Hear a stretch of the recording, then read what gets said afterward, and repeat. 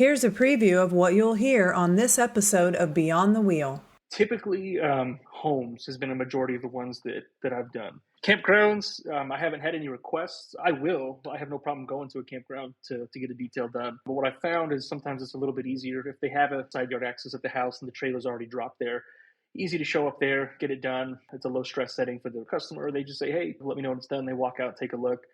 There's no, like you said, no hooking up to it, no driving it somewhere, having to pick it up later.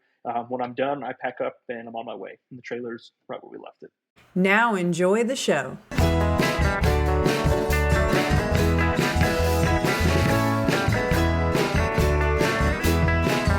You are listening to Beyond the Wheel, a podcast about the people and ideas that drive the RV community forward.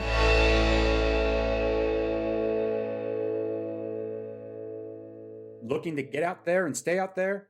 Battleborn Batteries lithium-ion batteries are here to power your RV, marine, and off-grid adventures. Designed as an easy drop-in replacement for traditional lead-acid batteries, these reliable solutions have 2 to 3 times the power, charge 5 times faster, are a fifth of the weight, and last 10 times longer. Offered in a variety of models in unique sizes and shapes, ranging from 50 amp hour to a robust 270 amp hour, and backed by a 10-year warranty. Battleborn batteries are built to fit your needs and power your experiences. On the road, on the water, and off the grid, reliable power is here. Check them out at battlebornbatteries.com. Hey everyone, before we get this episode started, we wanted to let you know that Sean and I have been asked to attend FMCA's 106th International Convention and RV Expo, March 15th through the 18th in Perry, Georgia. We will be putting on a live daily show every morning for the full event. So if you're going to be at the show, be sure to stop by our booth and say hi. We want to thank Echo One Adventures for sponsoring our trip to the FMCA convention. Echo One Adventures is a company that does electrical installs in all types of RVs and rents travel trailers fully outfitted for off-grid living. To learn more about them, go to EchoOneAdventures.com. Thanks again to Echo One Adventures for their support.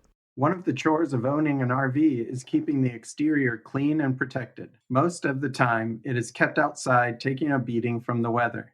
Also, dirt, bugs, and other grime can build up while traveling down the road. It almost seems impossible to keep your RV looking as good as the day you brought it home. Today we have Justin, a professional detailer, on the show. We talk about how a detailer can help you protect the exterior of your RV as well as keep it looking brand new. Hi Justin, welcome to the show. Can you introduce yourself and tell us what your role at JM AutoStyling is? Yeah, thanks for having me, guys. I appreciate being here. So my role is I am the sole owner and operator of JM AutoStyling. And can you tell us like your 30-second elevator pitch of what JM AutoStyling does? The best elevator pitch I can give you is whether you have a boat, RV, or vehicle. Our goal essentially is one thing. We want to leave it in better shape than we found it. And so whether that is preserving a brand new rig that you just want some added protection, or you want a restoration job done because you still love your 20-year-old rig, that's our goal. We want you to look back at that and be like, hey, this looks like the day I pulled it off the lot. I bought this one for a reason and I want to keep it looking good. So that's kind of what we're here for. How did you get into like detailing like RVs and boating? Are you an RVer yourself? I am, yeah. So my wife and I, fairly new. We're about a year and a half in. We bought a Forest River Ibex 19 MBH a couple of years ago, almost 2 years ago now, and we've loved it ever since. Growing up with the family, we had a fifth wheel, went to the lake a lot, had a blast, and I think that was something for me. I was like, I miss doing that. And when my son was born, I was like, I want to make these memories with him and the family, and those are some of the best ones that I can recall from growing up through the youth, and I want to just keep it going. And now it's I'm the dad and planning the trips and hoping that he enjoys it as much as we do. Okay. So did you decide to start detailing? I'm just guessing like detailing an RV or a boat is much more difficult than a car. Did you take on RV detailing because you enjoy the RVing life? Like what led you to say, hey, you know what? I'm going to challenge myself, and instead of just detailing cars, I'm going to add RVs to this work as well. I think the big thing for me is I've always just been a big, enthusiast of detailing. I upkeep my truck, the wife's car. To me, I find it kind of therapeutic, honestly, more than anything. And so once we bought the trailer, I kind of realized it's like, yeah, these things, they require maintenance, check the roof, make sure it's clean, no leaks. And then the same process was like, well, as far as boats and RVs, it's kind of an underserved community because there really isn't a lot of options, at least in Albuquerque, that I could find to do it in. It was like, this is something I enjoy. And a lot of my clientele base, they're, a little bit older. Like, hey, I just can't spend 6 hours making it look like I used to. It's kind of a bear of a job. And I was like, I enjoy it. It is a challenge, but I think so far, I mean, it is work, but I love it. I like the reaction when it's said and done. Like, wow, this looks good. Appreciate it, and it just makes me feel good inside because it's like I'm doing something for someone else that they can enjoy and continue making those memories without having to. That's one less thing they have to maintenance, and I'm happy to do it. It's funny you say the word therapeutic because I was just visiting my sons in Dallas, and one of them is a detailer. That's his full-time job, and he said the same. I said, you've been detailing for a long time. What made you like this? And he said, oh, it's therapeutic for me to do that. Totally, definitely agree with that. I like just throwing an audiobook in or some music, and for the next 4 to 6 hours, it's just I have one job: to make this look better than when it showed up. Yeah. So it's a blast. I don't think we said at the beginning, but I think you just said it in your previous answer that you're in Albuquerque. And so are you a mobile? Do you go to people, or do you have a shop that people have to come to? So for boats and RVs, I do go mobile. I don't have anywhere big enough for the size of the the rigs that I get requests for. So I do go mobile for that. For vehicles, I still do cars and trucks as well. I usually have them brought to my garage, and I'll do those here. But as far as the RV and boat game, it's easier for me to be mobile and do that. So that's what I do. I would imagine it's easier for the client as well, that they don't have to transport their vehicle to you. Are you going? Oh, yeah. Are you going to their homes? Are you going to campgrounds? Where typically will you travel to? Typically, homes has been a majority of the ones that I've done. Campgrounds, I haven't had any requests. I will. I have no problem going to a campground to get a detail done. But what I found is sometimes it's a little bit easier if they have a side yard access at the house and the trailer's already dropped there. Easy to show up there, get it done. Kind of it's a low stress setting for the customer. They just say, hey, let me know when it's done. They walk out, take a look. There's no, like you said, no hooking up to it, no driving it somewhere, having to pick it up later. When I'm done, I pack up and I'm on my way. And the trailer's right where we left it. Yeah, it's super convenient then. Mm-hmm. How far out will you travel from your home? Do you have a radius that you work within? So pretty much the entire greater Albuquerque area and in Rio Rancho is pretty much what I service. I haven't had any requests for anything as far as an hour away. Santa Fe is the next bigger city, and then further south we have Los Lunas and Belen. Not really had any requests there. I probably would. I just haven't had any requests. But as of right now, pretty much all of Albuquerque and Rio Rancho is my service area. And then when you do your pricing, Justin, does it matter how far somebody is from you when working in the price? Typically, Albuquerque, Rio Rancho, not really, because I can get pretty much anywhere in town within about a 20, 25-minute drive. I think, I was just thinking about that because I know at some point, there may be someone in Santa Fe that's like, hey, we're looking to get this done, but if you can come here. I think at that point, I would add in a little extra just because now we're talking 50-ish miles away. So would factor in a little bit extra just for the drive there and back, because it'd be looking at about 2 hours round trip. Yeah. Depending where they are in Santa Fe. But right now, I don't currently. Okay. I was just thinking, between fuel and time, the extra fuel charge plus your time to be making that round trip. Mm-hmm. Okay. You actually did my RV. You cleaned up my Class A. Super convenient. I like what you said about it's just one less thing. Sean and I always say there's always something going on with the RV that needs to be taken care of. So having you take care of my RV for the cleaning is a huge burden off of me. And you were showing me some of the products that you were using, and I cannot remember what you were using, but can you kind of just list some of the products that you were using? I think you called something a color lock. Is that correct? Yeah, so one of my favorites that I kind of go to for I found that works really well on both gel coat, clear coat, is a good polymer sealant, which is the what I use for your rig is it's called Jescar Ultra Lock Plus. So it's a synthetic polymer sealant. I think it gives a little bit better protection and durability than a standard wax, which is why that's typically what I offer. Because if you're paid for a premium service, you should maximize what you're getting for that. So I figure something like an RV that's kept outside, usually most times not in covered storage, takes a beat from the sun, the weather. You can add something that protects it a little bit longer. Might as well use that. Okay. You also Mhm. removed the oxidation off of our RV, and ours is bad. I mean, I live in Arizona. It's getting beaten up by the sun. It's really increased the rate of speed that it is aging. Our RV is older than it. Well, it did anyway. It looked older than it was before you got your hands on it. Are you using a special product to remove that oxidation? So yeah, depending on kind of what's like getting done, what the customer ultimately wants done to their RV, there's specific pads that you can use in a combination with the sealant that's going to give you a tiny bit of like cutting power as well as finishing power. So it's going to pull off a slight layer of that oxidation while applying the sealant and filling in that gel coat. Okay. So it really does depend. So if we're looking at a full gel coat restoration, it would be a specific compound and a heavy cutting pad on the machine polisher to remove that, and then we'd go over and seal it once we had everything leveled out and the oxidation gone. Okay. Okay. I would imagine there are differences between detailing a car and detailing a boat or RV. I mean, the coatings on them are different. So, is there any special or different equipment that you use on RVs over boats? I mean, over cars? So like they're different, but they also feel like they're still fairly similar. Other than a few specific, different types of brushes and chemicals to be used more so directly, that are okay to use directly in sunlight, since usually the RVs are not covered. You don't want to use something that doesn't do well in sunlight and dries or flashes too quickly, because then now you're going to leave like a haze or a chemical stain, if you will, on the rig. So I use stuff that is more specific to do okay in warmer environments in direct sunlight. A few brushes, a ladder of course is going to be the big thing, just because I can't reach. But other than that, there's a lot of similarities to the two.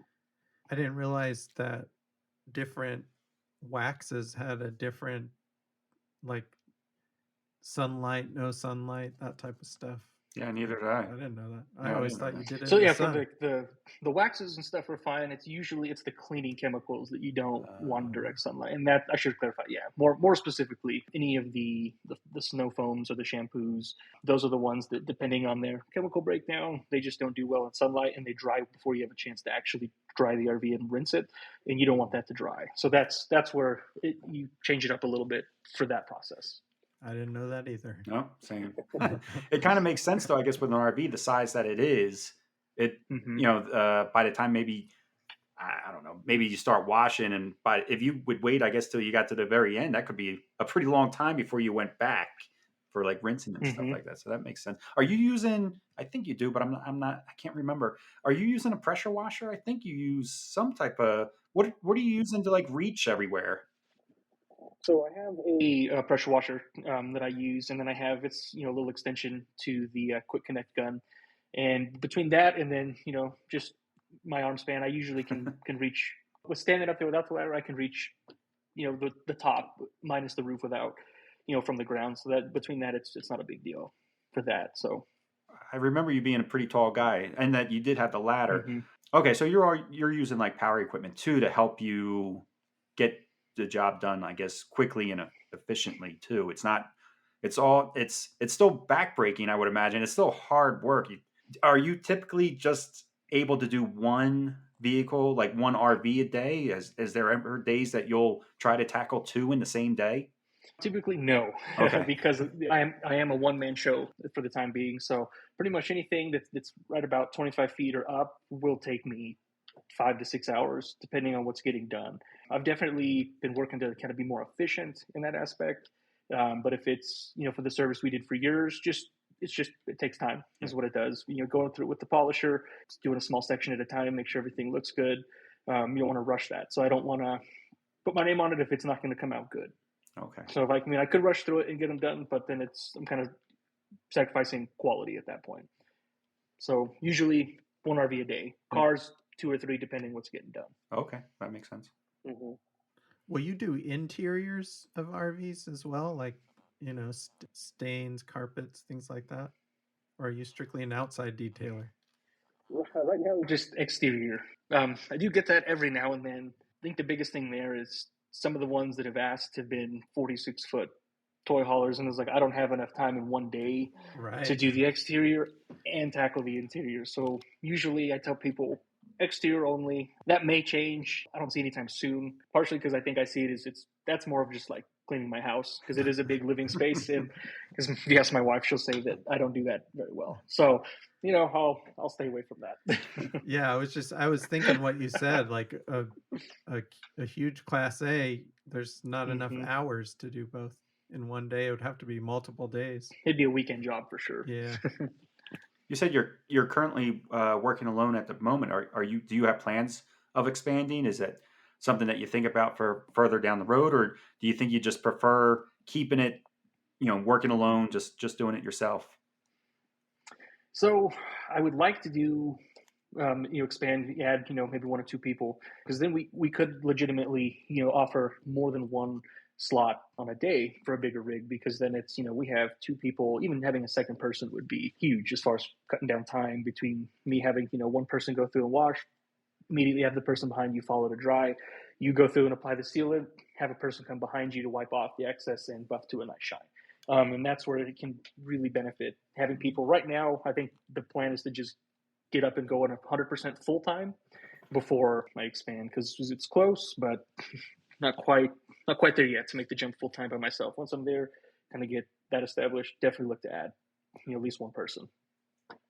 Okay, and then you said to get yourself up to like a full-time space. What type of marketing tools have you been using to get the word out about your business?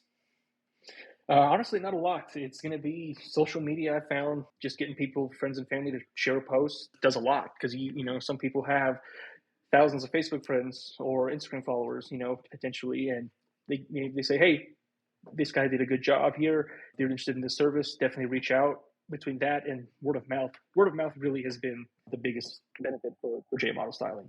Is you do a good job, get a word of mouth recommendation, because I know personally, if someone says, hey, I had this service done and I thought this was really good, you'd mentioned something like this in the past, you should check it out, I'm going to be more inclined to do it from someone that I know and that I trust their judgment. Like, hey, you know what? Thanks for the info. Like, I'll give them a call. So far, I've seen that come back in that way with word of mouth, and that's really been the biggest driving force for business. Now, you are a fairly young business, I would say. One owner, operator, one-man show. What's been the most challenging part of starting this up? I imagine time is probably one of the challenges. Yeah, I think time was the biggest thing. Just having still having a full-time job on top of this, and trying to kind of schedule around that. But I would say just not having the reputation of putting out quality work. Someone doesn't know who you are, that they're going to be very skeptical about giving you their business. So I think that was kind of more of an issue I ran into in the beginning. Is there were some really big established auto detail shops, and everyone knew them. So it's hard to someone who's been loyal to this company for years to even consider something else, because this is what they know the results. So I think that was really the biggest challenge, was just producing the quality work and getting the approval of the customers and them giving you a referral. I was just thinking, Justin, something that Sabrina and I did not do. I guess we can. I guess every business you can do this. Like, go on and give you what is it called? A Google review, I think. Sabrina and I should go online and actually drop you a Google review, because you did an amazing job on our RV. Sabrina is tough to impress. And she was like, I didn't think our RV would ever look this good again. So that's something. Well, I'm glad. Yeah, I'm sitting here feeling bad that we never actually went in and gave you a good review as we're listening to you talking about word of mouth. I'm like, well, here I am. I never even dropped a review for you. No, yeah, I mean, that would be awesome. And like I said, that's really, I think, in general, for anything, as far as service industry wide, is, people want to see that before they inquire. You do a good job, people are happy with it, they'll be happy to refer you, and therefore, send business. I will do that. Do you charge by the foot, or how do you charge? How do you figure out the pricing since there's so many different sizes of RVs out there? Yeah, so typically it is by the linear foot is kind of a starting point, and usually we'll start with kind of ultimately what the customer wants, like what's their storage situation. I do have some that do have a fully enclosed storage and a storage unit, so they're like we don't need the whole added protection. We just need some maintenance stuff every 2 or 3 times a year. We can get away with just the spray wax in that. And we're okay with that because it doesn't take a beating unless we're using it. But if someone calls me and it's like, hey, I stored outside. Same thing with, as Kenny knows, the summertime in the Southwest is pretty brutal. A lot of RVs are sitting on the side of people's houses, so sometimes they just get super oxidized and beat up, and that's when they would be, okay, I would recommend this package because this does take more abuses in the elements a little bit longer. This would benefit you, in the long term as opposed to this, the kind of the intro package for what we offer. But typically, yeah, it is based per linear foot. So even so, a Class A would be charged the same as a travel trailer, because I feel like a Class A is usually surface-wise anyway much taller than a travel trailer, but you're just doing linear foot across the board then. Typically, yeah. What I've noticed is, right now, I think for this market, I'm priced right for it for here in Albuquerque. So I think if I were to really kind of get too technical with it like that and be like, hey, this one's actually, 1.5 feet taller is, on top of that length, they might turn some people away. So I think so far I think the pricings I'm comfortable with where it's at. Okay. And I think it's a fair for the client as well as for me. Yeah, I think I've always seen I've had mine done a couple of times when I was in Florida, and I think they do it the same way. Like it's just by the foot. How long is it? And, we kind of have an idea at that time how long it's going to take, and kind of just go from there. Is the pricing similar with a boat? Is it also linear foot for Yep. boats? Okay. Yep, boats are the same thing. The only time that I think boats can get a little different is those are a little more labor intensive when it comes to gel coat correction because they lay it on. They have such a thick layer of it, and sometimes it does require more work. So that's where it'd be a little bit different. But other than that, usually the same. Okay. I'm curious about the boats. I know we're an RV podcast, but when you go out to do a boat, is it always out of the water, or are you doing boats like while they're still docked? So it's out of the water here because the only place that has, slips in the marina is going to be 3 hours north and about 2 hours south. So thankfully, all the clients that have done boats, they're able to either take it to their house, they have it in storage, or if it's already stored there, it's pretty easy it's already on the trailer, it's there, just go and knock it out. I think being on the water would definitely make it more of a challenge for that, but so far I haven't had to worry about it just because of where we're at. There's just not an actual marina. Oh, okay. Yeah, I was just curious. It's just something that popped in my head. Yeah, I imagine the polishes are different for a boat too, aren't they? Depends. I know there's definitely stuff that's more, marketed towards strictly, RV and marine, but they're, really, it's just understanding the product you're using. Are you using, just a super heavy cut? Are you using a heavy cut with a diminishing abrasive that finishes well? And I kind of have a system that works best for me. Could technically use it between both gel coat and clear coat. I typically don't. I've just found this system and these pads and polishes and compounds work better in my cases for gel coat. And then with cars, I have a separate setup that I use. But technically, the ones that I use for gel coat are made by an auto detailing company. They just work really, really well and finish out really well on gel coat, which is why I've stuck with it.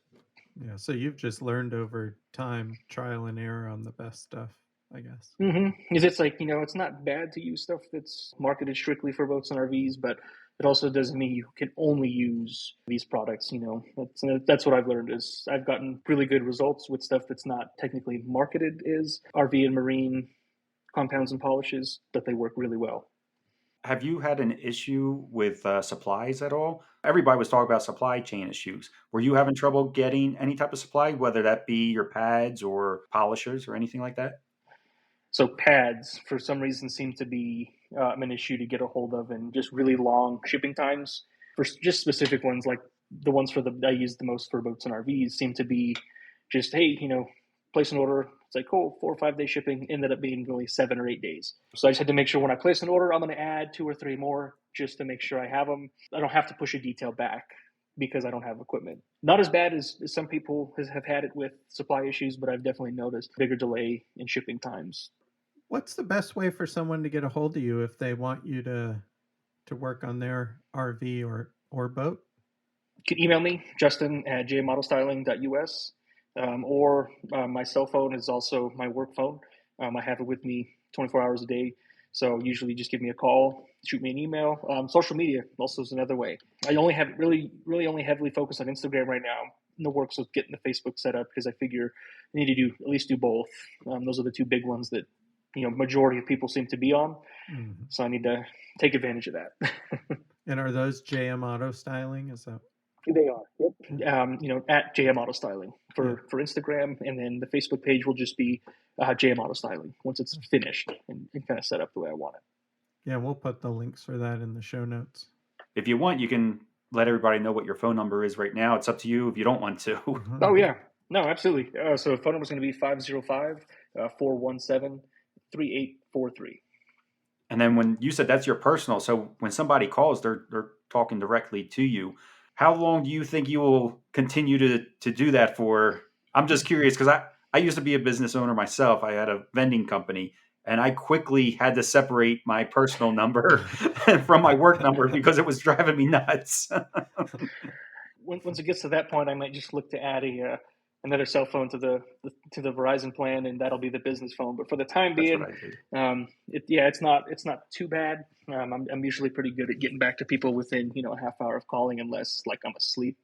But I don't. I mean, in working nights it can be a little tricky. But if I don't get back to you that quickly in the middle of the week, it's just because I am still on that night shift for my current job. But hoping to make the transition here by summer, like just doing this full time. So okay, very soon then. Very soon.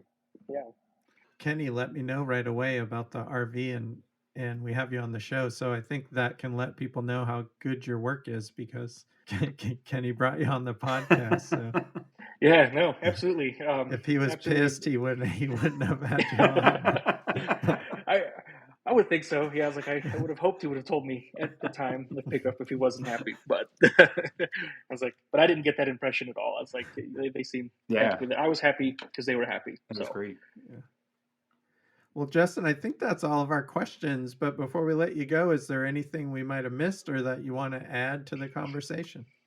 I would just say I know the thought of like detailing your own rig, whether you have a 40-foot Grand Design or like us, ours is a 25-foot bumper pull travel trailer, can be intimidating, but it's also, like I said, it's therapeutic and it's fun. Give it a shot. Like I think that's something that you and the kids one day you're like, hey, let's go get it ready for camping. Don't be afraid to tackle it on, but also no, we have services here. If it's just one less thing you don't want to worry about, and we'll take care of you.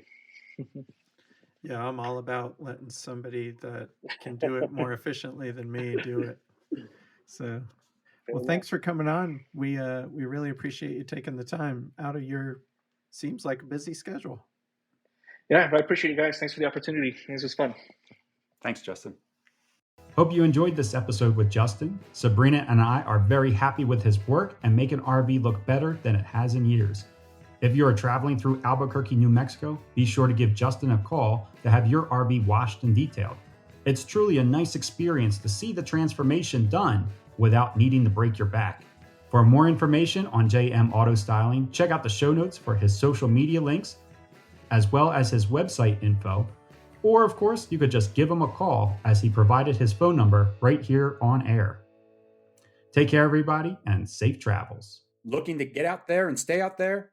Battleborn Batteries lithium-ion batteries are here to power your RV, marine, and off-grid adventures. Designed as an easy drop-in replacement for traditional lead-acid batteries, these reliable solutions have 2 to 3 times the power, charge 5 times faster, are a fifth of the weight, and last 10 times longer. Offered in a variety of models in unique sizes and shapes, ranging from 50 amp hour to a robust 270 amp hour, and backed by a 10-year warranty. Battleborn batteries are built to fit your needs and power your experiences. On the road, on the water, and off the grid, reliable power is here. Check them out at battlebornbatteries.com. With the complexity of all the systems in an RV, I always say it's not if something's going to break, but a matter of when is something going to break. That is why I think an extended warranty for RVs is so important. We first interviewed wholesale warranties back in 2019 and immediately became impressed with how their policies worked, such as you can take your RV to any licensed repair shop, including mobile repairs.